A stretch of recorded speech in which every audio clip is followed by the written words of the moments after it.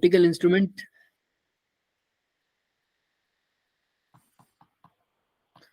तो आज हमारा टारगेट है कि हम सिंपल और कंपाउंड दोनों के बारे में बात कर लें, ताकि हम कल फिर अगर किसी को टेलीस्कोप में दिक्कत होगी तो वो नेक्स्ट क्लास में डिस्कस कर लेंगे। टेलीस्कोप में तभी करवाऊंगा अगर दिक्कत होगी तो। क्लियर है सबको? टेलीस्कोप में है किसी को दिक्कत? No sir. बाकी सब में किसी को? मैं तो देख लूंगी एक बार, मैंने तो पढ़ा ही नहीं वो एक हाँ, बार भी। सुनो मेरी बात, कल टेलीस्कोप अच्छे से देखना, ठीक है? मैं कल ही मैसेज भेजूंगा सबको ग्रुप में, जो हमारा पर्सनल वाला ग्रुप है, और मैं पूछूंगा कि टेलीस्कोप हुआ है या नहीं। तो अगर उसमें तुम्हें दिक्कत आई होगी तो हम देख लेंगे, अदरवाइज हम मूव कर जाएंगे वेव ऑप्टिक्स की तरफ। ठीक है? क्लियर है सबको? ओके। तो ऑप्टिकल इंस्ट्रूमेंट में सबसे पहले हम बात करेंगे सर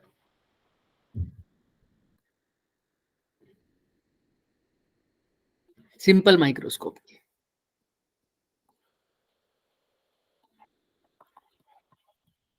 अब सबसे पहले की बात सिंपल माइक्रोस्कोप तक हो, उससे पहले मैं एक दो चीजें डिफाइन कर लेते हैं।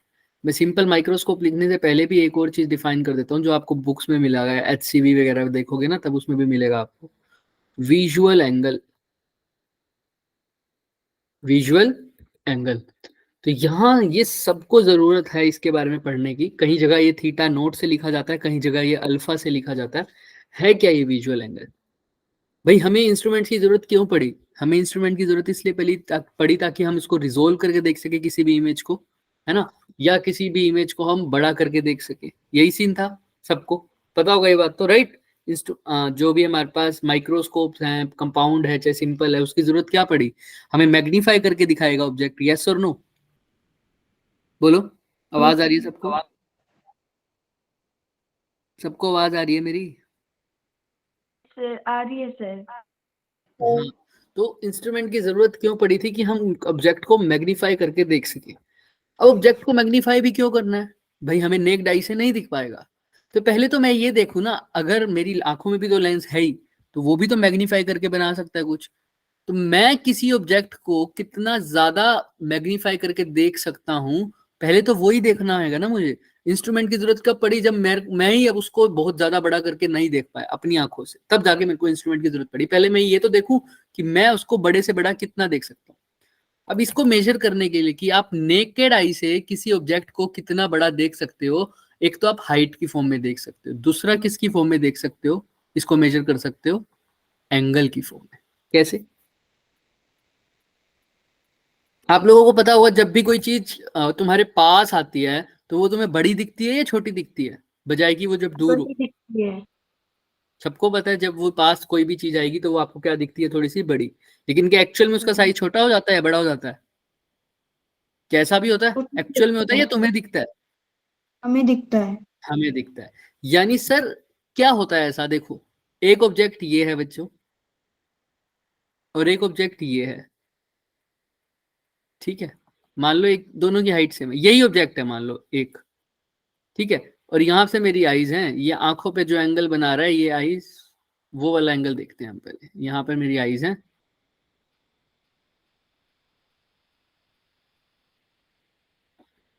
यहाँ, ठीक? तो ये जो आंखों पर ये ऑब्जेक्ट मेरी एंगल बना रहा है, इसी को बोलते हैं विजुअल एंगल। इसको क्या बोलेंगे? Visual visual angle. एंगल। तो अगर ये मान लो अल्फा बना रहा है, ज्यादातर अल्फा बोला जाता है, आप थीटा नोट से भी लिख सकते हैं इसको। तो इसको बोलते हैं विजुअल एंगल, जो ये आंखों पे बना रहा है। अब एक बात बताओ, अगर ये थी अल्फा बना रहा है, अगर यही ऑब्जेक्ट सेम हाइट का मैं आगे रख दूं तुम्हारे, ये पास में ले आऊं, सेम हाइट है बिल्कुल, अब देखो ये विजुअल एंगल कैसे बना रहा है? ज्यादा है विजुअल एंगल बना रहा है या कम बनाएगा इस पे? देखना। अब ज्यादा बना रहा है। अब ज्यादा बना रहा है, अल्फा डैश ज्यादा है, इसीलिए हमें जो पास वाला ऑब्जेक्ट होता है वो क्या लगता है सर? ज्यादा बड़ा दिखता है बजाय कि दूर वाले की। क्यों? क्योंकि वो विजुअल एंगल क्या बना रहा होता है हमारे पास? ज्यादा बना रहा होता है। क्लियर है सबको ये बात? क्यों ऐसा दिखता है पास वाला और दूर वाला? किसी को कोई भी डाउट? तो पहले तो हम कंपेयर करेंगे। अरे भाई, अगर मेरे को किसी की मैग्निफिकेशन देखनी हो तो मैं बहुत सारे तरीके से देख सकता हूँ, बट मेरे को कैसे कंपेयर करना है? सपोज हमको अपनी नेकेड आई से कंपेयर करना है कि मैं अपनी नेकेड आई के मुकाबले उसको कितना ज्यादा अच्छे से देख सकता हूँ। फॉर एग्जाम्पल नेकेड आई से मैग्निफिकेशन है मेरी 5 यूनिट्स, अगर वो माइक्रोस्कोप लगा के उसकी मैग्निफिकेशन हो जाती है 15 यूनिट्स, तब बोलोगे ना जाके ये कितने टाइम्स इंक्रीज कर देते हैं हमारी इमेज के साइज को, 3 टाइम्स, है ना, 5 15।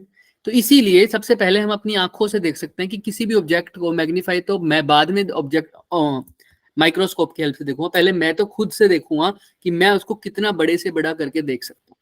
अब तुम किसी ऑब्जेक्ट को कितना बड़े से बड़ा देख सकते हो, ये किस पे डिपेंड करता है कि तुम उसको कितनी पास लेके आ सकते हो, है ना, क्योंकि तुमने अभी भी देखा कि जितनी ज्यादा पास लेके आऊंगा उतना ज्यादा उसका साइज बढ़ जाता है, दिखते हैं मुझे ऐसा, है ना, क्योंकि एंगल बढ़ जाता है। तो तुम किसी को कितना बड़ा करके देख सकते हो, वो किस पे डिपेंड करता है कि तुम किसी को कितना पास लाके देख सकते हो। तो कितना पास लाके देख सकते हैं मैक्सिमम हम,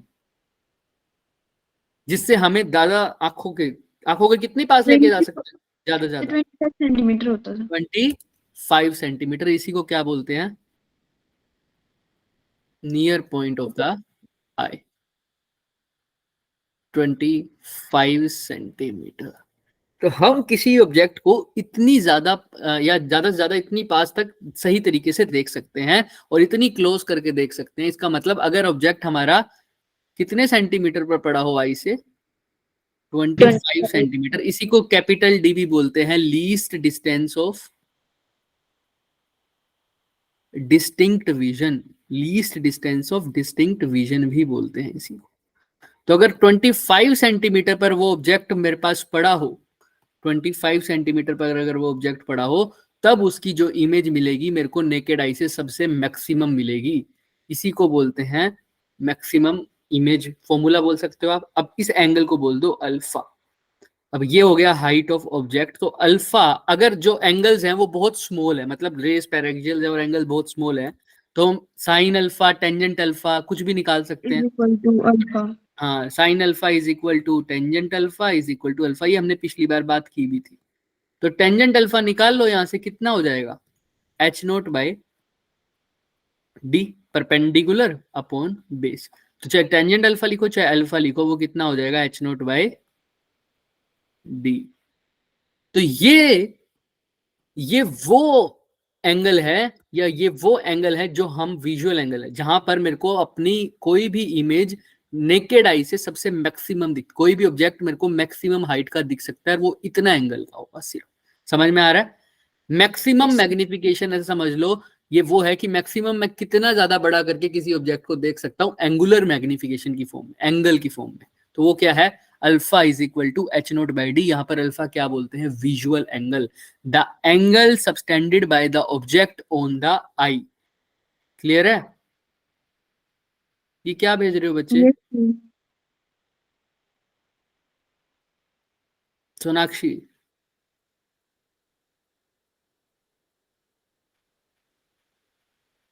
पता नहीं सर।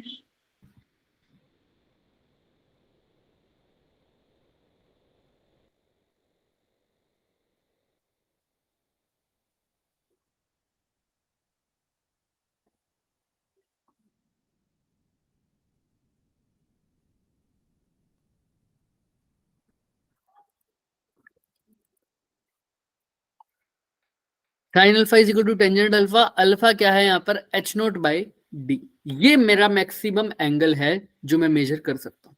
इसके बाद देखो, अब मेरे को अगर इससे भी ज्यादा किसी एंगल को मेरे को देखना हो, किसी मेरे को इमेज को बढ़ा के देखना हो, तब मैं क्या करूंगा। अब देखो, तो इसके लिए मैं क्या करता हूँ, माइक्रोस्कोप का यूज करता हूँ, सिंपल माइक्रोस्कोप, जो कि तुम्हारा मैग्नीफायर लेंस होता है। समझ में आता है तुम्हें, मैग्नीफायर लेंस। अब वैसे कितना मैग्निफिकेशन कर सकता हूं, उस मैग्निफिकेशन को मेजर कर सकता हूं मैं बीटा बाय अल्फा। अब मैग्निफिकेशन का जनरल फॉर्मूला क्या है, मैं आपको बता देता हूं। एंगुलर की फॉर्म में है ये, एंगल्स की फॉर्म में, बीटा बाय अल्फा। अल्फा तो क्या है, हमेशा फिक्स रहेगा कि मैं नेकेड आई से कितना मैक्सिमम देख सकता हूं, और वो तभी देख पाऊंगा जब वो ऑब्जेक्ट कहां पड़ा होगा मेरा, 25 सेंटीमीटर पर। तो अल्फा की वैल्यू तो हमेशा फिक्स रहेगी, H nought by D. D. ये कभी मत भूलना, अल्फा तो हमेशा फिक्स रहेगा, एच नोट बाई डी। अब बीटा क्या होगी सर, बीटा क्या होता है, एंगल सबटेंडेड बाय ये ऑब्जेक्ट का था और ये क्या होगा फिर, इमेज ऑन, ठीक है। इमेज कितना एंगल सबटेंड कर रही है ऑब्जेक्ट पर। इमेज कब बनेगी सर, जब मैं कोई और लेंस या कोई माइक्रोस्कोप आगे ले आऊंगा तो वो कुछ इमेज बनाएगा। वो इमेज इस ऑब्जेक्ट, भाई मान लो मैंने नेकेड आई से तो उस ऑब्जेक्ट को कितना बड़ा देखा था, h0/d डिवाइड करके आ रहा है 5। अब जब मैंने माइक्रोस्कोप आगे लगा दिया तो माइक्रोस्कोप ने इस ऑब्जेक्ट की बड़ी इमेज बना दी। वो उसका साइज कितना था, उसका जो एंगल आया वो कितना आया, टाइम्स 15 यूनिट्स। 15 यूनिट्स, तो मैं बोल सकता हूँ ना मेरी मैग्निफिकेशन कितनी हो गई, 15/5, 5। That is 3। क्लियर है। तो इन दोनों का ही जो रेशियो है वही क्या है, मेरा मैग्निफिकेशन। अभी धीरे धीरे आपको समझ में आएगा। बल्कि अब नॉर्मल सी बात तो ये हो गई सर कि मेरे को जितना नेकेड आई से दिख रहा था मेरे को उससे बढ़ाकर देखना है, तो मैंने एक मैग्नीफायर लेंस का यूज किया। जो तुम मैग्नीफायर लेंस यूज करते हो उसको सिंपल माइक्रोस्कोपी कहते हैं। तो सर जो जासूस वगैरह हाथ में लेके रखते हैं वो सर सिंपल मैग्नीफायर होता है, वो सिंपल माइक्रोस्कोप ही होता है। तो ये एक सिंपल माइक्रोस्कोप है, माइक्रोस्कोप, ठीक। अब इसको क्या करना है सर, मैंने यहां पर एक क्या लगा दिया हमारे पास, सिंपल माइक्रोस्कोप। अब इसके लिए क्या यूज करूंगा मैं, आपको पता है इसमें ऑब्जेक्ट भी होगा, ठीक। हालांकि इसको हम ऑब्जेक्टिव लेंस बोलते हैं, लेकिन ऑब्जेक्ट ओ की फॉर्म में लिखते हैं, ऑब्जेक्टिव की फॉर्म में। बट मैं आपको रिकमेंड करूंगा कि इसको ई से लिखो, ई से, क्योंकि आपको बाकी यूज करना पड़ेगा ये आई पीस, ठीक। अब ध्यान से देखना, मैंने को नेकेड आई से ऑब्जेक्ट देखना था तो वो मेरे को कितना बड़ा दिख सकता था, एंगल मैंने देख लिया था। अब मेरे को क्या करना है सर, इसको देखना तो है लेकिन माइक्रोस्कोप लगा के देखना है। अब मैं ऑब्जेक्ट को मेरा कहां रखूंगा, माइक्रोस्कोप के पास। भाई जब मैं लेंस ले आता हूं अपने आंखों के पास, तो लेंस कहाँ रखते हो तुम, बताना। अगर किसी चीज को तुमने लेंस से देखना है तुम कहाँ रखोगे, आंखों और उस ऑब्जेक्ट के कहीं बीच में। बीच में रखते हो, है ना। तो तुमने उस ऑब्जेक्ट को कहीं रखा लेंस के पास, तो लेंस के पास तुमने कहीं ऑब्जेक्ट को रखा, मान लो यहां कहीं रख दिया, यहां रख दिया मैंने। ये हो गया मेरे पास ऑप्टिकल सेंटर सर, ये एफ और ये 2f। और ऐसे ही सर यहाँ पर भी f और 2f लिख सकते हो, अभी के लिए f लिख रहा हूं मैं। अब मैं ऑब्जेक्ट को कहाँ रखूं, देखो सबसे पहली बात तो मैंने ऑब्जेक्ट को कहीं तो रखना ही पड़ेगा सर मुझे। अब मैं कहाँ रख रहा हूँ, हो सकता है मैं f पर रख दूं, हो सकता है मैं f और o के बीच में रख दूं, वो मेरे ऊपर है। मैं ऑब्जेक्ट को या तो फोकस के पास रख दूं, इन्फिनिटी फोकस के ऊपर रखूं, या मैं ऑब्जेक्ट को कहाँ रखूं, फोकस और ऑप्टिकल सेंटर के बीच में। बीच में। कोई मेरे को बता सकता है मेरे को बड़ी इमेज कब मिलेगी, जब मैं फोकस पर रखूंगा या फोकस और ऑप्टिकल सेंटर के बीच में रखूंगा, सोचो। तुम फोकस पे भी रख सकते हो, तुम फोकस और ऑप्टिकल सेंटर के बीच में भी रख सकते हो। तुम्हें पता है जब फोकस और ऑप्टिकल सेंटर के बीच में रखोगे तब जाकर तुम्हें इमेज क्या मिलेगी, इनला। बड़ी मिलेगी, है ना। मिल सकती है ऐसा लगता है, क्योंकि फोकस पे रखते ही इमेज कहाँ मिलेगी, इन्फिनिटी इन्फिनिटी वाली साइड, को ब्लर है हो। ना। तो मैंने ऐसी जगह रखना है, तुम फोकस पे भी रख सकते हो, उसका भी केस देखेंगे, लेकिन वो स्पेशल केस होगा, उसको हम बीच में काउंट कर लेंगे। तो अभी के लिए समझो मेरे को इस ऑब्जेक्ट की बड़ी इमेज बनानी है, इसलिए मैंने ऑब्जेक्ट को कहाँ रखा है, फोकस और ऑप्टिकल सेंटर के कहीं बीच में। तो अब देखो ध्यान से, एक रे इमेज बनाने के लिए दो रे चाहिए, एक रे तो कहां से चली जाएगी, बिल्कुल ऑप्टिकल सेंटर से, अनडेविएटेड लेंस में जैसे जाती है। दूसरी रे कहां जाएगी सर, पास होके कहां जाती है भाई, अरे बताओ, पास होके कहां जाती है, फोकस से। से। पैरेलल अगर कोई प्रिंसिपल एक्सिस के आती है तो वो फोकस से पास होके जाती है। अब ये रेज आपस में कहीं मिलती हुई दिखाई दे रही है क्या, नहीं सर। देखो नहीं, तो ये कहाँ मिलती होंगी सर, पीछे की तरफ कहीं। Yes sir. तो पीछे की तरफ इसको कहीं मिला दो, है ना। तो मैं इसको अभी के लिए रब कर देता हूं ताकि हमें इसकी जरूरत नहीं पड़े।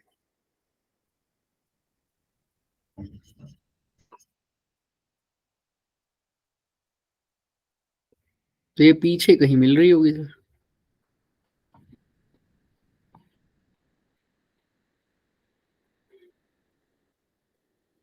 यहाँ कहीं मिली है।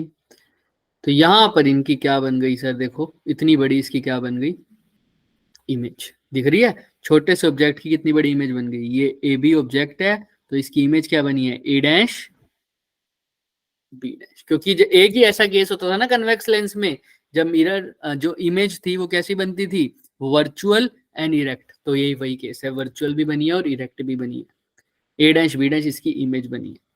अब यहां से मैं क्या देखूंगा, अपनी आईज लगाऊंगा। देख रहे हो, ये आईज है, ये लेंस है और उसके बाद ऑब्जेक्ट पड़ा है। अब देखो अल्फा की तो वैल्यू फिक्स है, मैग्निफिकेशन मेरे को निकालनी है। मैग्निफिकेशन का मतलब क्या होता है, बीटा बाय अल्फा। अल्फा तो फिक्स है, कितना, एच नोट बाय डी, जो कि पहले बता दिया। अब बीटा, बीटा क्या था sir, angle beta angle subtend by image on eye, subtended by image eye. On eye. अब आई ने कितना इमेज बनाई है, आई है सर, इसने देखो यहाँ पर लाइट रेज आ रही है इसकी आंखों में, तो ये आई कितना एंगल बना रही है, ये वाला कुछ एंगल दिख रहा है, इसको क्या बोल दिया, बीटा।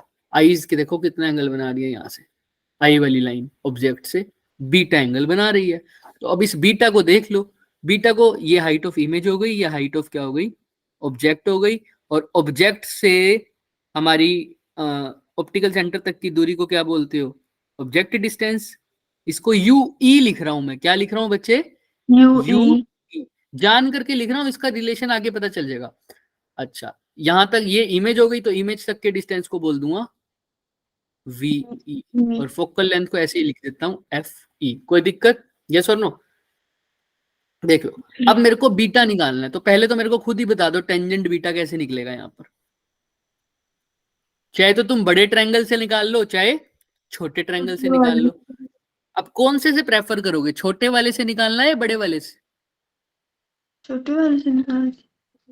हाँ, क्योंकि बड़े वाले से अगर निकालना होगा ना, तो तुम्हें हाइट ऑफ इमेज भी पता होनी चाहिए, लेकिन वो तो तुम्हें पता है नहीं। लेकिन तुम्हें ये तो पता होगा हाइट ऑफ ऑब्जेक्ट क्या है, क्योंकि तुम जिस ऑब्जेक्ट को मेजर कर रहे हो वो तो ऑब्जेक्ट तुम्हें गिवन ही होगा, तो हाइट ऑफ ऑब्जेक्ट तुम्हें पता होगा। इसलिए कौन से ट्रायंगल का यूज करो, छोटे वाले का। छोटे वाले। छोटे वाले में देखो टेंजेंट बीटा क्या होता है, perpendicular A upon, B by O B, है ना, तो A B by O B, यानी ए बी कितना है, height of object H O, और एच ओ की जगह एच ई भी लिख सकते हो, बट एच ओ लिख दो अभी।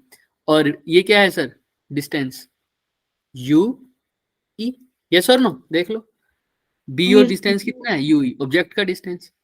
तो यू ई हमारे पास, मैं लिख देता हूँ, यू ई है हमारे पास ऑब्जेक्ट का डिस्टेंस, डिस्टेंस, और एच ओ क्या है, हाइट ऑफ ऑब्जेक्ट।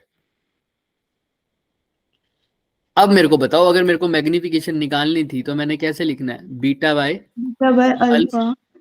अब अल्फा तो फिक्स था, जो कि क्या था बच्चों, H nought by H nought by D. D. अब बीटा क्या है, अभी निकाला है सर, टेंजेंट बीटा लिख दो चाहे बीटा लिख दो, बात सेम है। H nought by U E, H nought by U E. तो एच नोट से एच नोट कट गया, डी ऊपर चला जाएगा, तो मैग्निफिकेशन क्या आ गई, D by U E. Clear है सबको, डी बाय यू ई। ये क्या है, magnification in case of simple microscope. ये जनरल फॉर्मूला है, ये हमेशा याद रहना चाहिए, magnification in case of simple microscope. और यहां पर डी आपको पता है कितना होता है, D least distance of distinct vision, जो 25 सेंटीमीटर। यू ही है ऑब्जेक्ट डिस्टेंस। अब जब तक ऑब्जेक्ट डिस्टेंस नहीं पता, क्या मैं निकाल पा रहा हूं मैग्निफिकेशन, नहीं सर, नहीं निकाल पा रहे। तो अब यूई के ऊपर देखते हैं, यहीं से इसके दो केस बनते हैं और दोनों बहुत जरूरी है। तो दो केस, यूई कैसे निकालने सर, यूई का तो एक तरीका ये है कि sir 1/f is equal to 1/v plus 1/u निकाल दूं, हाँ या ना, यस सर, है ना। तो आओ देखते हैं सर, ऑब्जेक्ट लेंस की इक्वेशन क्या होती है, 1/f is equal to 1/v plus 1/v minus 1/u। अब v को हमने ve लिखा है और u को ue लिखा है, f को fe लिखा है। लिखा है। अब फोकल लेंथ है, पॉजिटिव होती है कन्वेक्स लेंस की। वीई कितना है अभी पता नहीं सर, अब वीई पर ही डिपेंड करता है मेरा यूई क्या होगा। यूई तो निकालना है, तो उसको छेड़ना नहीं। अगर इस ऑब्जेक्ट को ध्यान से सुनना, मैंने अगर ध्यान से सुनो, अगर मैंने यूई मेरा क्या हो कि ये जो इमेज, मेरे को माइक्रोस्कोप का मेन मकसद क्या है, सबसे बड़ा अच्छा माइक्रोस्कोप क्या होगा जो सबसे ज्यादा मैग्नीफाइंग इमेज बनाएगा, यस और नो। Yes sir. और मेरे को अगर माइक्रोस्कोप से किसी इमेज को देखना है तो मेरे को वो सबसे बड़ी इमेज कब दिखेगी? जब वो इमेज मेरे कहाँ बने, सामने, मतलब ज्यादा कितने डिस्टेंस पर बने, तब मेरे को सबसे बड़ी 25 सेंटीमीटर पे। 25 सेंटीमीटर पर। यानी ये जो माइक्रोस्कोप वीई बनाए डिस्टेंस, इमेज का डिस्टेंस, वो किसके इक्वल हो जाए? डी के इक्वल हो जाए, तब मेरे को मैग्निफिकेशन क्या मिलेगी? मैक्सिमम। यस और नो? यही होगा, यस सर। तभी देख मैक्सिमम। पाऊंगा। इसीलिए वीई की जगह क्या लिख दूंगा? डी, बस। लेकिन डी क्योंकि लेफ्ट साइड है तो डी कैसा लिखूंगा? नेगेटिव। साथ में है माइनस का यूई। अब यूई का फॉर्मूला देख लो, यूई उधर जाके प्लस का हो जाएगा, -1/d प्लस 1/, माइनस का 1/f। क्लियर है? या यूई उधर ले जाओ, 1/f उधर ले जाओ, तुम्हारे ऊपर है, जैसा मर्जी। तो ये हमारे पास फॉर्मूला हो जाता है यूई का, आप अच्छे से देख लो। कई बार इसके आगे नेगेटिव लग भी जाता है, अगर आपको साइन कन्वेंशन पुट करनी है तो आप साइन कन्वेंशन के साथ भी पुट कर सकते हो। भाई यू मेरा क्या है? लेफ्ट साइड है, वी भी मेरा कौन सी साइड है? लेफ्ट साइड है। तो दोनों इसलिए क्या ले लिए? दोनों इसलिए मैंने क्या ले लिए? नेगेटिव। कई बार इसके अंदर दोनों नेगेटिव लूंगा। अब यूई को नेगेटिव, अभी तक तो यूई को वैल्यू पुट ही नहीं कर रहा था। ध्यान से सुनो, अगर किसी को डाउट हो रहा है तो यहां पर है, देखो मेरे पास, ये मेरे पास इक्वेशन थी 1/f = 1/v - 1/u। तो मैंने कहा 1/fe फोकल लेंथ है, वो तो पॉजिटिव होगी सर। सिमिलरली 1/ve मेरा क्या होगा सर? -1/d। अगर मैं साइन कन्वेंशन पुट करना चाहता हूं पहले से ही, तो मेरा, तुम्हें पता है ऑब्जेक्ट मैंने कहां रखा हुआ है? Left side. ऑब्जेक्ट मैंने कहां रखा हुआ है? Left side. तुम यू को नेगेटिव लोगे तो नेगेटिव नेगेटिव क्या हो जाता है? पॉजिटिव। तो तुम ऐसे भी कर सकते हो, कंफ्यूज नहीं होना इसमें। 1/μe की वैल्यू क्या आ जाएगी यहां से? 1/f plus 1/d। तो 1/f प्लस 1/d इसकी वैल्यू आ रही है, हाँ या ना? अच्छे से देख लो। Yes sir. तो आप चाहो तो इसको यहां तक पुट भी कर सकते हो, जैसे fe लिख देना। अब इसके अंदर पुट करते हैं ये वैल्यू। मैं भी डी समराइज तो कर ही दूंगा। डी की जगह डी लिखा। अब चाहो तो d/μe पूरा निकाल सकते हो यहां से। कैसे सर? इस पूरी इक्वेशन को डी से मल्टीप्लाई करना एक बारी, तो क्या आता है तुम्हारे पास? d/fe। और d/d कितना हो जाता है बच्चों? 1। और यहाँ पर क्या आ जाएगा? d/μe। अब यहाँ से सीधा ही d/ue की वैल्यू पुट कर दो, जो कि कितनी आ जाएगी? 1 प्लस d/fe। दिख रहा है? तो ये मैक्सिमम मैग्निफिकेशन का फॉर्मूला हो जाता है इन case of simple microscope. Maximum magnification क्यों है मैक्सिमम मैग्निफिकेशन? क्योंकि जो माइक्रोस्कोप से इमेज बन रही है वो कहां बन रही है? कैपिटल डी पर, least distance of distinct vision पर। ठीक, इसको बोलते हैं मैक्सिमम मैग्निफिकेशन। लेकिन ये मैक्सिमम मैग्निफिकेशन तो है, इसका एक और नाम भी है। भाई कोई भी चीज तुम अगर अपने 25 सेंटीमीटर पे देखोगे तो तुम्हारी आंखों में थोड़ा सा दर्द नहीं हो जाएगा? हल्का सा, क्योंकि थोड़ा सा मुश्किल होगा देखना उसको, जो बहुत पास होती है कोई चीज, होती है ना, थोड़ा सा आंखों पे दबाव पड़ता है। इसीलिए इस मैग्निफिकेशन का एक और नाम भी है, मैक्सिमम स्ट्रेन। जब आई को मैक्सिमम स्ट्रेन होता है उस केस में जो मैग्निफिकेशन होती है वो ये है, मतलब आई के ऊपर ज्यादा जोर पड़ता है देखने के लिए। तो इस केस में तो ये है जनरल फॉर्मूला, लेकिन अभी भी वही रहेगा, m = d/ue। अब मैक्सिमम मैग्निफिकेशन तो लगा दी, लेकिन अगर मेरे को सिर्फ बड़ा करके देखना है ऑब्जेक्ट को, मैं नहीं चाहता कि बहुत मैक्सिमम मैग्निफिकेशन हो, लेकिन हाँ थोड़ी सी बड़ी हो जाए, लेकिन मेरी आंखों पर दबाव ना पड़े, मेरी आई क्या रहे उस केस में? मैक्सिमम रिलैक्स रहे। मैक्सिमम क्या रहे? रिलैक्स रहे। तो तुम्हारी आंखें रिलैक्स कब रहती है? जब तुम दूर का सही देखोगे या बिल्कुल पास वाला देख रहे हो? बहुत पास दूर का। और मैक्सिमम दूर कितना देख सकते हो? 20। इन्फिनिटी। कितना देख सकते हो? तो अगर इन्फिनिटी पर, मैं शॉर्ट में ही बता रहा हूं, अगर इन्फिनिटी पर इमेज बनानी है तो ऑब्जेक्ट को कहां रखना पड़ेगा?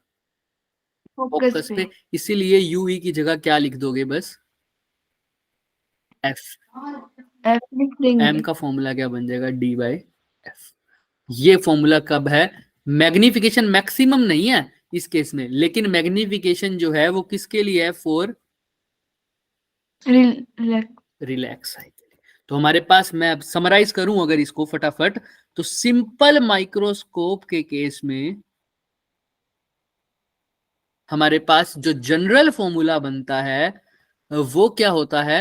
वो होता है बच्चे D by U E. D by U E. इसी के दो केस बनते हैं, एक तो मैक्सिमम मैग्निफिकेशन का, या ऐसे बोल दूं स्ट्रेन आई का, और दूसरा सर रिलैक्स आई का। स्ट्रेन आई का केस मैक्सिमम वाला, मैक्सिमम मैग्निफिकेशन का केस भी होता है। तो इस केस में जो फॉर्मूला बनता था वो क्या है? 1 plus D by F E. D by F E. और इस केस में जो बनता है वो क्या है? D by F E. Clear है सबको? ये हमारे पास सिंपल फॉर्मूले बन जाते हैं इस केस में। अच्छे से देख लो, 1 मिनट का टाइम दे रहा हूं मैं आराम से, इसके बाद कंपाउंड माइक्रोस्कोप बहुत आसान हो जाएगा अगर ये समझ में आ गया तो। इसीलिए पहले इसको समझो अच्छे से, आपके सामने लिखा हुआ है। किसी भी चीज में कुछ भी डाउट है आप देख लो अच्छे से और पूछना मुझसे। 1 मिनट है, कोई भी डाउट हो तो पूछो।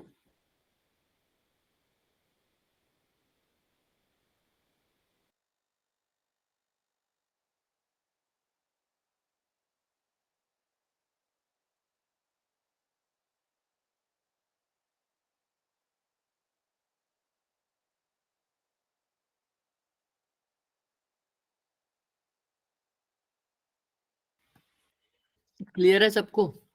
बाकी सब भी अगर जिंदा हो तो सब बोल दो भाई, क्लियर है या सर नहीं। जिंदा है, क्लियर बाकी है। सब में कोई और बच्चा जो आया हुआ है, कोई भी अगर जो देख रहा है, पढ़ रहा है, सुन रहा है, तो बोल दो भाई अगर क्लियर है तो, अगर नहीं है तो भी पूछ लो। सर कम मेरी से आवाज नहीं आ रही आपको? आ रही है, आ रही है, आ रही है। बाकी सब बोला है ना मैंने। थम्स अप कर दो कम से कम। अब तो मैं बोलते बोलते ही थक चुका हूँ तुम लोगों को भाई। सर ऐसे बोला करो, B1 माइनस दीपिका, ऐसे बोला करो क्योंकि मैं ज्यादा बोलती हूँ। कोई दिक्कत नहीं है। चलो स्टार्ट करते हैं भाई नेक्स्ट, अगर तुम्हें ये समझ में आ रहा है तो कंपाउंड सिंपल माइक्रोस्कोप में क्या होता था कि मैग्निफिकेशन सही तो रहती थी, लेकिन कुछ टाइम के बाद मैग्निफिकेशन हमारे पास अच्छे से, और अगर मैं बढ़ाने की कोशिश करता था तो बढ़ नहीं पाती थी। तो क्योंकि लिमिट रह जाता थी, कुछ इफेक्ट्स आ जाते थे, कुछ डिफेक्ट्स आ जाते थे, एब्रिएशंस आ जाती थी, है ना, जिसके कारण हम ज्यादा अच्छे से मैग्नीफाई करके नहीं देख सकते थे। इसीलिए हमने नया इंस्ट्रूमेंट देखा, उसका नाम क्या है? Compound microscope.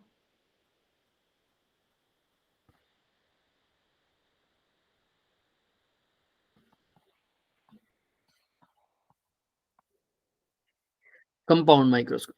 अब कंपाउंड माइक्रोस्कोप में क्या होता है? सेम, बस दो लेंस रखते हैं। एक लेंस छोटा लेंस होता है जिसको तुम बोलते हो ऑप्टिकल लेंस, ऑप्टिकल। और दूसरे को क्या बोलते हो? आई पीस। आई लाइन। आई पीस। अब इसका नाम ऐसा क्यों रखा हुआ? क्योंकि जो आई के पास होता है उसको बोल देते हैं आई पीस, और जो ऑब्जेक्ट के साथ है जिसको, इसको ऑब्जेक्टिव लेंस भी बोल देते हैं। ऑब्जेक्टिव लेंस, जो ऑब्जेक्ट के पास है उसको बोल दिया ऑब्जेक्टिव लेंस, सिंपल। वही सर। अब आपको देखते ही पता चल रहा है कौन सा ज्यादा बड़ा लेंस है, आईपीस या ऑब्जेक्टिव? आई पीस। आईपीस। ऑब्जेक्टिव लेंस छोटा होता है। हालांकि ऑब्जेक्टिव लेंस भी छोटा नहीं होता, ऑब्जेक्टिव लेंस भी अच्छा खासा होता है, लेकिन जो आईपीस है वो ऑब्जेक्टिव से भी क्या होता है? बड़ा। बड़ा। इसीलिए ऑब्जेक्टिव जो है आईपीस के सामने छोटा लग रहा है, लेकिन ऐसा छोटा है नहीं। क्लियर है सबको? यस चलो, सर। वैसे बोला जाता है जनरली, जनरली अगर मैं देखूं तो चलो आप इस केस को ऐसे ही रखो।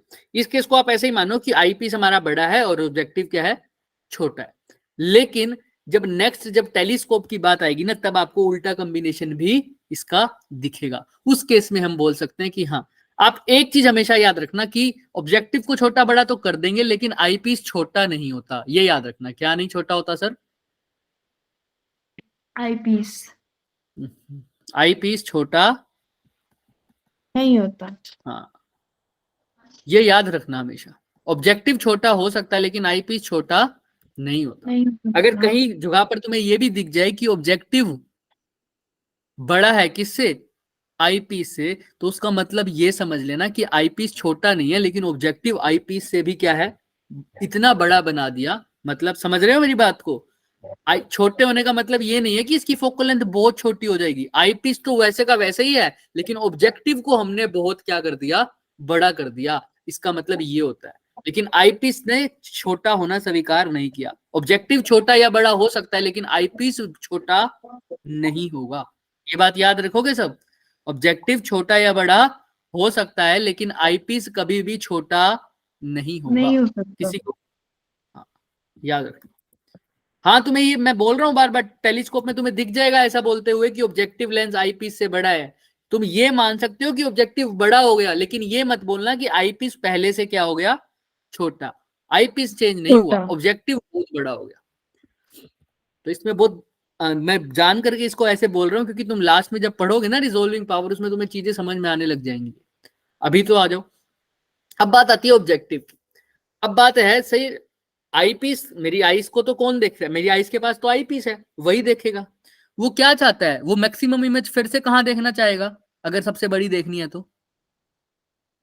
कितने डिस्टेंस पर देखना चाहेगा सर? 25 सेंटीमीटर। 25 सेंटीमीटर पर। चलो वो भी ठीक है। अब देखो आईपीस के पास अगर कोई ऑब्जेक्ट इमेज बनाएगा, फाइनल इमेज कौन बनाएगा ये बताओ मुझे, आईपीस या objective? Final image eyepiece. Eyepiece, obvious सी बात है, वो बाद में पड़ा है। तो वो जब फाइनल इमेज बनाएगा, वो वही केस होगा जो वर्चुअल इमेज वाला बनता है। और वर्चुअल इमेज के लिए ये जो रे आएगी, इससे टकराकर वो कहाँ आनी चाहिए, फोकस लेंथ, फोकस और ऑप्टिकल सेंटर के कहीं बीच में आनी बीच चाहिए। में। तभी जाकर ये इमेज कहाँ बनेगी, वर्चुअली, और इसका साइज बड़ा बनेगा। तो हम यहां पर जो ऑब्जेक्ट होगा उसको कुछ ऐसे रखेंगे कि इसकी जो इमेज बने, इसकी जो इमेज बने वो कहां बने सर, दूसरे लेंस के फोकस और ऑप्टिकल सेंटर के कहीं बीच में। बीच समझ में। में आ रही है ये बात? ये बात हमेशा याद रखना इस बात को। इसमें तुम ज्यादा गैप भी दे सकते थे दोनों के अंदर, ताकि तुम्हारी इमेज बहुत अच्छी बन जाए। कोशिश करते हैं हम इसमें बन जाए हमारा, पर अगर नहीं बनेगा तो हमको गैप ज्यादा करना पड़ेगा। दिख रहा है यहाँ पर सबको, यस और नो? ये देखो, सपोज कर लो ये मेरी जो इमेज बनी है, क्योंकि तुमको पता है ऑब्जेक्टिव का जो इमेज है वो आई पीस के लिए कैसा काम करेगा बच्चे, ऑब्जेक्ट, इसका ऑब्जेक्ट ऑब्जेक्ट, का। है ना? आईपीस ऑब्जेक्टिव का जो इमेज है वो आईपीस के लिए किसका काम करेगा, ऑब्जेक्ट का। सिंपल से। तो अब एक नाम लिख लेते हैं, सर ये ओरिजिनल ऑब्जेक्ट है, इसकी हाइट है हाइट ऑफ ऑब्जेक्ट। तो ऑप्टिकल सेंटर से इसकी दूरी क्या हो गई, ऑब्जेक्ट की डिस्टेंस को यू से लिखते हैं, तो इसलिए यू ओ लिख दिया। कोई दिक्कत? देख लो भाई, ऑब्जेक्ट के डिस्टेंस को क्या लिख सकता हूँ, यू ओ ही तो लिखूंगा।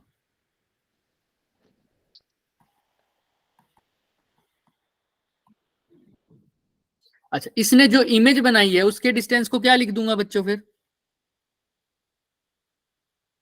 V O. क्या वी? हाँ, इमेज डिस्टेंस, और वो भी किसका सर, ऑब्जेक्टिव का। अच्छा, ये इमेज इसके लिए क्या काम करेगी, ऑब्जेक्ट का। तो इसके जो ऑप्टिकल सेंटर से जो दूरी है उसको बोल दूंगा यू ई, क्योंकि ये कौन सा लेंस है, आई पीस, इसलिए क्या लिखा इसको, यू ई। कोई दिक्कत? यू ई। ऐसे। अब माना है मैंने कि ये जो लेंस है इसके ऑप्टिकल सेंटर, फोकस और ऑप्टिकल सेंटर के बीच में है, तो यहाँ पर इमेज बनी है। अब जब ये ऐसा केस होगा तो तुम्हें पता है ये वर्चुअल इमेज बनाता है। कैसा इमेज बनाता है, वर्चुअल, जिसमें वर्चुअल। सर ये मान लो एफ है, ये भी हमारे पास एफ है, और ये 2f ही हो गया।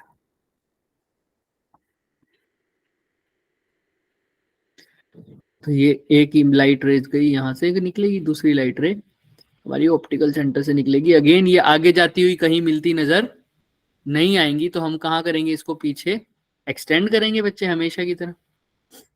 तो मैंने पीछे की तरफ इसको क्या कर दिया, एक्सटेंड कर दिया।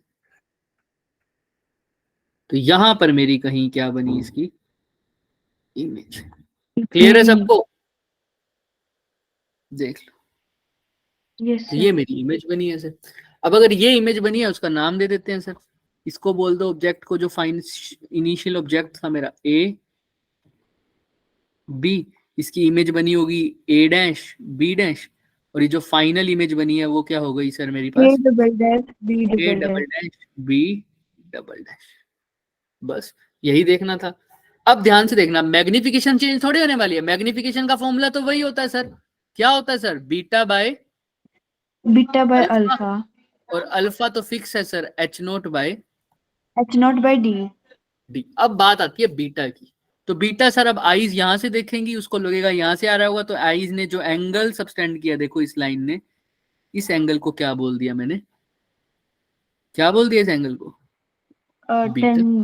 बीटा। अब इसी बीटा को मैंने निकालना है, इस बीटा को निकालना है मैंने, निकाल लो। बीटा कैसे निकालोगे, निकालो, देखो फिर से वही सर, बी डैश है बाय ना। ओ इसको एच बी। नोट बोलो, इसको एच डैश बोल दो, इसको एच डबल डैश बोल दो। तो बताओ कौन से बड़ा, छोटे ट्रायंगल से निकाल सकते हो बीटा, फिर से बड़े से भी निकाल सकते हो, किसको प्रेफर करोगे।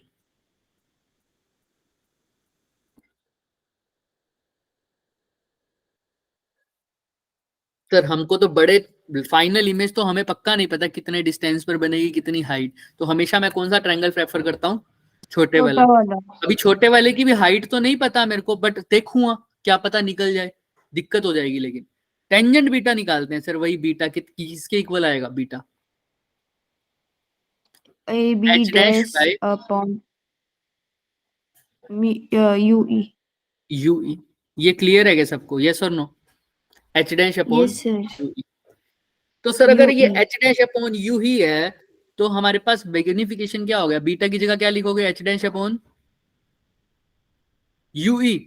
अल्फा की जगह क्या लिखना है, H naught upon, H not upon D.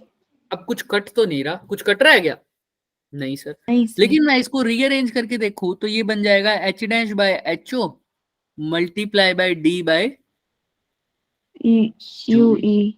ये मैग्निफिकेशन है sir. D by U E कुछ समझ में आ रहा है, पीछे भी आया था, याद है। एम था सर, एम। हाँ, यस सर। सिंपल माइक्रोस्कोप की मैग्निफिकेशन। तो ये सर, ये जो दूसरे वाला लेंस है ना आईपीस, ये कुछ नहीं है, ये किसका काम कर रहा है सिर्फ, सिंपल माइक्रोस्कोप का। तो जो आईपीस होगा वो बिल्कुल बिल्कुल कैसा है, जो हमने सिंपल माइक्रोस्कोप में पढ़ा था। तो यहां पर मैं लिख दूं, अगर मैं सिंपल माइक्रोस्कोप की जो मैग्निफिकेशन है उसको एम की जगह क्या लिख दूं, एम ई। तो यहां पर ये डी बाई यू ई की जगह क्या लिख सकते हो सर आप, एम ई। कोई दिक्कत, यस और नो, देख लो। एम ई क्या है, मैग्निफिकेशन ऑफ आईपीस, या क्या बोल दोगे किसकी मैग्निफिकेशन है, सिंपल माइक्रोस्कोप। माइक्रोस्कोप। अब H dash by H O कुछ देखो क्या लग रहा है, H dash by H O. Sir H dash तो ये रहा और एच ओ ये रहा, ये क्या है सर, सर ये ऑब्जेक्टिव के लिए height of image by height of क्या है, ऑब्जेक्ट। तो वो क्या होता है उसकी मैग्निफिकेशन नहीं होती क्या, चेक करते हैं सर आओ। सर अब इसको मैं वापस से कंटिन्यू करूंगा, एच ई, मैं किसका निकाल रहा हूं sir value, H dash by H O, H dash by H O. Sir देखो एच डैश क्या है सर एक्चुअल में, A dash B dash, upon में क्या है सर, ए बी। सर ये height of image by height of object, इसी को तो क्या बोलते हैं सर, मैग्निफिकेशन। और यही किसके मैग्निफिकेशन। इक्वल होती है sir, V by, V. V by U के इक्वल होता है मैग्निफिकेशन, ये भी पता होगा माइनस लेंसेज नहीं के होता केस। उसमें। क्या कह रहे हो, माइनस नहीं होता उसमें। उसमें उसमें करते थे ना मिरर के केस, है ना। तो H dash by H O जब करोगे, H dash by H O V by U. अब ध्यान से देखो, हाइट ऑफ इमेज तो क्या है हमारे पास, अच्छा ये तुम इसके आगे माइनस कह रहे थे क्या, हाँ जी सर। अच्छा। एच डैश की जगह क्या लिखोगे, अब एच डैश देखो ध्यान से, एच डैश ऊपर की तरफ है या नीचे की तरफ है, नीचे की तरफ। नीचे की तरफ है सर। तो जो ए डैश बी डैश होगा या एच डैश होगा उसको नेगेटिव लिखूंगा, ये सर नो, क्योंकि जो नीचे की तरफ बनती है Yes, उसको sir. नेगेटिव, और HO ऊपर की तरफ है तो वो पॉजिटिव। Positive. क्लियर है सबको? माइनस V बाय यू, अगर साइन कन्वेंशन पुट कर दी है तो ऐसा होगा। क्लियर है? क्योंकि U तो पहले भी नेगेटिव है, अब ये नेगेटिव से नेगेटिव कट गया तो H डैश बाय HO किसके इक्वल आ जाएगा सर? V बाय यू के। UK. तो इसको लिख दो सर, एक्चुअल में जो मैग्निफिकेशन है, अगर इसको तुम बाद में पुट करना चाहो, H dash by H dash को क्या लिखोगे? V by U into D by U E, जिसको मैंने M ई बोला था। तो ये जनरल केस है मैग्निफिकेशन का, V by U into D by U. अब V by U nothing sir, वो है क्या एक्चुअल में? मैग्निफिकेशन है, लेकिन कौन से लेंस की सर? ऑब्जेक्टिव लेंस की। तो जो Objective टोटल length. मैग्निफिकेशन है वो क्या आ रही है सर? ये तो ऑब्जेक्टिव लेंस की मैग्निफिकेशन है, इसको MO लिख दो। ये किसकी मैग्निफिकेशन है सर? आईपीस की, ये तो क्या लिख ऊपर वाले. दिया? ME। तो मैग्निफिकेशन सिंपल माइक्रोस्कोप का सर कुछ नहीं है, सिंपल मल्टीप्लीकेशन है किसका? ऑब्जेक्टिव की मैग्निफिकेशन मल्टीप्लाई बाय आईपीस की मैग्निफिकेशन। ये प्रूफ करना भी आ सकता है तुम्हारी 12th क्लास के बोर्ड एग्जाम में, कि प्रूफ करो जो कंपाउंड माइक्रोस्कोप की मैग्निफिकेशन है वो सिंपल माइक्रोस्कोप या ऑब्जेक्ट आईपीस की और ऑब्जेक्टिव की मैग्निफिकेशन का मल्टीप्लाई करके आता है। तो आराम से, तो जनरल देखना, फॉर्मूला याद रखना सबसे पहले तो। सर जो मैग्निफिकेशन आई है कंपाउंड माइक्रोस्कोप की, वो सिंपल किसके इक्वल आई है? MO multiply by ME। मेरे साथ साथ ME. याद रखना। अब देखो ये तो चेंज होने से रहा, इसका फॉर्मूला तो वही रहेगा, V बाय यू, अभी जो हमने V देखा। by और V U. बाय यू की जगह भी अच्छा वर्ड क्या होगा? V naught by U naught, क्योंकि ऑब्जेक्टिव You know. थी ना वो, V naught by U naught. ME के लिए हमने क्या लिखा था? D by FE, D by U. लेकिन सर इसके भी दो केस बनेंगे सर। दो केस कौन से सर? एक तो कौन सी आई के लिए? स्ट्रेन्ड आई के लिए, और एक तो दूसरी वो कौन सी आई के लिए? रिलैक्स रिलैक्स आई साइज के के लिए। लिए. अब क्या चेंज होगा सर, आपको पता है क्यों? क्योंकि V naught by U naught तो सेम रहने वाला है, वो तो छेड़ना है ही नहीं। सर स्ट्रेन्ड आई के लिए क्या चेंज होता है? सिर्फ आई पीस की, यानी सिंपल माइक्रोस्कोप का चेंज होगा। D बाय यू की जगह क्या आ जाता है? 1 plus D by FE। Similarly जब मैं रिलैक्स आई के लिए बात करूंगा तो V naught by U naught फिर से चेंज नहीं होगा, लेकिन रिलैक्स आई के लिए D बाय यू की जगह क्या आ जाता था? D by FE। तो ये दो F. केस हुए हमारे पास, किसके? कंपाउंड माइक्रोस्कोप की मैग्निफिकेशन के। एक सर स्ट्रेन, अब इसमें से मैग्निफिकेशन मैक्सिमम कौन से में होगी? इस वाले में या रिलैक्स वाले में? सोचो, स्ट्रेन आई में मैक्सिमम थी या रिलैक्स वाले में मैक्सिमम थी? रिलैक्स आई में मैक्सिमम थी. रिलैक्स आई में मैक्सिमम नहीं होगी, स्ट्रेन आई में, क्योंकि पास जब आएंगे सबसे तब सबसे ज्यादा दिखेगी। तो ये मैक्सिमम वाले का फॉर्मूला। अच्छा अच्छा अच्छा सर, सॉरी सर. ठीक है, क्लियर है? अच्छे से देख लो। अब क्योंकि इंटरेक्शन करने वाले बहुत बच्चे कम हैं, मैं वही समझ में नहीं आ रहा क्यों इंटरेक्शन कम हो रही है बोर्ड्स के अंदर तुम्हारी। जेई तक तो सही था सब, स्ट्रेन्ड और रिलैक्स, बल्कि होना ये चाहिए था कि तुम्हारा ही काम चल रहा है, ये तो करवाने की जरूरत भी नहीं थी मेरे को। तो देखो ध्यान से, अब इसके लिए मैं पहले बताता पूरा, क्योंकि इंटरेक्शन नहीं है तो ये होमवर्क दूंगा अब, कि एक नहीं कंसेप्ट सर, बता दो ना. देख के आना। लेंथ ट्यूब ऑफ ट्यूब, या ट्यूब लेंथ का कंसेप्ट पढ़ के आना माइक्रोस्कोप और कंपाउंड माइक्रोस्कोप के केस में, सॉरी, ट्यूब लेंथ का कंसेप्ट। सर होमवर्क मत दो, पता क्या होता है होमवर्क ना, फिर आप पूछने भी नहीं देते हो बाद में, और फिर वो पेंडिंग ही रह जाता है. पूछो, बताओ, तुम पढ़ के नहीं आते इसलिए तुम पूछते हो, इसलिए नहीं बताता। बता देता हूँ बाकी।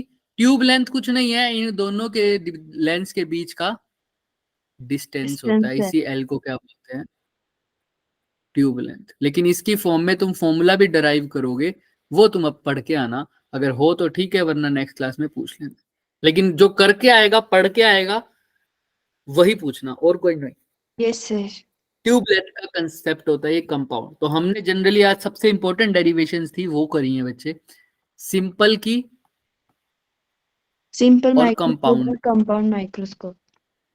सिंपल माइक्रोस्कोप की मैग्निफिकेशन को मैं अगर ME से लिखूं तो उसका फॉर्मूला सर सिंपल होता है D बाई UE। डी और इस by D you. By UE के भी दो केस हैं सर, स्ट्रेंड एक्सट्रीम आई के लिए, और एक रिलैक्स। रिलैक्स आई के लिए। स्ट्रेंड के लिए जो केस होता है वो 1/d प्लस मैक्सिमम Fe। और एफ ई, और इसके लिए खाली डी बाय एफ। कंपाउंड का जनरल मैग्निफिकेशन का फॉर्मूला अगर मैं देखूं तो कंपाउंड माइक्रोस्कोप के लिए 2 मल्टीप्लाई करके आएगा, M M naught into O M. Into M E, M naught तो फिक्स रहेगा, V naught by U naught, और E naught M by U naught. क्या आ जाएगा हमारे इसके लिए पास। 2 केस बनेंगे। जनरली तो डी बाई यू ही रहेगा जनरल वाला तो, लेकिन फिर 2 केस बनेंगे सर। पहले केस में फिर वही एक्सट्रीम हमारा आई के लिए, स्ट्रेंड आई के लिए, और दूसरा हमारा रिलैक्स। रिलैक्स आई के लिए। तो स्ट्रेंड आई के लिए sir V naught by U naught तो दोनों केस में सेम रहेगा, क्योंकि उसका कोई इफेक्ट नहीं पड़ता, चेंज होता है ये वाली चीज। तो ये वाली चेंज स्ट्रेंड के लिए कितनी हो गई थी, देखो 1 plus, 1 plus D by F E, और और ये दूसरे वाली चीज के लिए रिलैक्स के लिए डी कितनी हो गई बाय थी, एफ ई। तो यहाँ पर लिख दोगे डी बाई एफ। तो ये फॉर्मूला हो गया हमारा रिलैक्स आई की मैग्निफिकेशन, ये हो गया strained eye in case of compound microscope. आप अपनी एनसीईआरटी से लिखना, कहीं से भी देखना, यही फॉर्मूलेज आपको मिलेंगे। अच्छे से देख लो, आज का लेक्चर इतना ही था हमारे पास। स्ट्रेंड आई एंड सिंपल आपका होमवर्क मैंने आपको बता दिया है। वैसे ट्यूब लेंथ होता क्या है वो तो मैंने बता दिया। दोनों जो लेंस हैं ऑब्जेक्टिव और आईपीस, इनके बीच का डिस्टेंस उसको ट्यूब लेंथ बोलते हैं, लेकिन इसकी फॉर्म में फॉर्मूला भी आ जाता है कभी कभी, तो वो करके सर आना वो अगर। ना, हाँ बोलो बोलो। सर जो आज आपने कराया है ना, इसका प्लीज पीडीएफ भेज देना, क्योंकि मैंने ना लिखा नहीं, एक ही ठीक है, लिखा इसकी मैंने बस। पीडीएफ भेज देंगे। ये कुछ ऐसा दिखेगा लेकिन तुम्हें देखो। अरे सर कोई दिक्कत नहीं है, देख लेंगे। ठीक है, सही दिख रहा है वैसे तो, देख लेना। ठीक है, भेज दूंगा, अभी भेज देता हूँ। ठीक है, यस सर। 15 मिनट में मिल जाएगा। ओके बच्चे, मिलते हैं फिर नेक्स्ट क्लास में। तब तक अपना टेलीस्कोप का देख लेना और कल तक बता देना। ओके बच्चों, bye bye. Bye sir, thank you sir, good night sir.